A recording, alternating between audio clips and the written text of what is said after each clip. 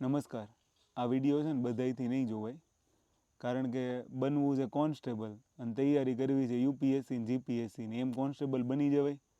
મેં તમને કેટલી વાર કીધું કે એક વખત તમે જો 599 વાળો કોર્સ જોઈન કર્યો છે તો એની સિવાય બીજું કંઈ નહીં કરતા. રોજ એવા સવાલ, સાહેબ યુપીએસસીને અમે ગદ્યાર્થ કરી, યુપીએસસીને એમસીક્યુ કરી, જીપીએસસીને ગદ્યાર્થ કરી, જીપીએસસીને એમસી. એટલે એ કોન્સ્ટેબલની એક્ઝામ છે.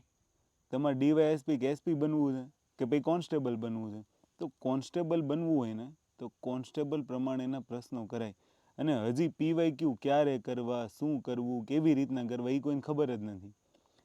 પીવાયક્યુ શું છે ખબર? કે એક લેવલ સુધી જવાનો આપણને રસ્તો બતાવે.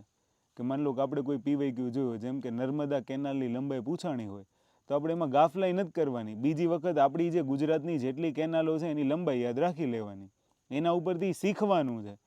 તમે હવે યુપીએસસીના સેન્ટેન્સ કરો કે જીપીએસસીના સેન્ટેન્સ કરો, એવો કોન્સ્ટેબલમાં કંઈ સવાલ આવ્યો ગઈ વખતે, તો પછી આ વખતે હું કામ જાય એમાં? તો કહું છું ને કે 599 એક વખત ખર્ચી નાખો, લાઈફ ટાઈમ તમે મને યાદ કરશો.